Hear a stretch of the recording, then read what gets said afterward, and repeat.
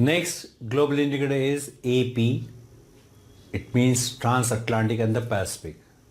It is applicable only when we are crossing both the Atlantic and the Pacific Ocean.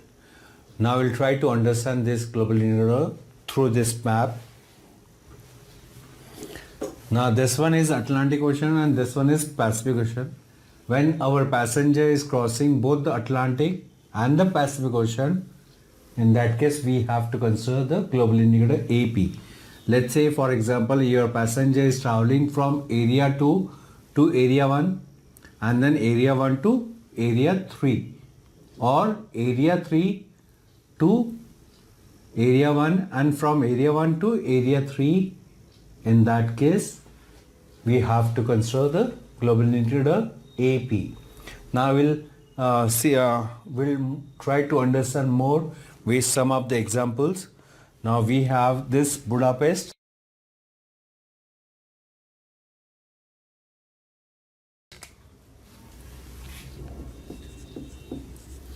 Montreal,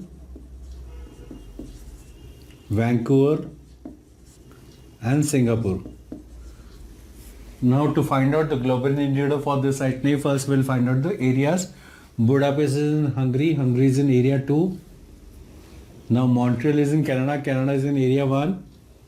Vancouver is in Canada, Canada is in area 1. And Singapore is in it's in area 3. Now in this our passenger is traveling from area 2 to area 1. When he is traveling from area 2 to area 1, he has to cross the Atlantic Ocean. And from area 1 to area 3, he has to cross the Pacific. Now in this itinerary, your passenger has crossed both the Atlantic and the Pacific Ocean. In that case, the global indicator for this itinerary will be AP.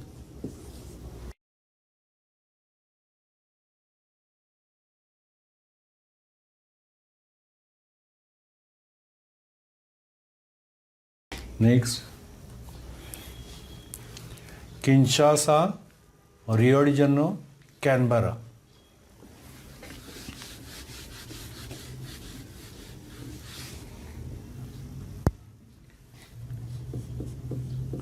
Kinshasa, Rio de Janeiro and Canberra. Now to find out the global indicator for this itinerary, first we'll find out the areas.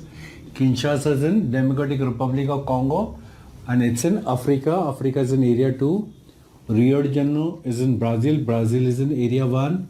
And Canberra is in Australia. Australia is in area 3. Now when your passenger is traveling from area 2 to 1, he has to cross the Atlantic Ocean, and from area 1 to area 3 he has to cross the Pacific Ocean. In that case he has crossed both the Atlantic and the Pacific Ocean. So the global indicator for this itinerary will be AP.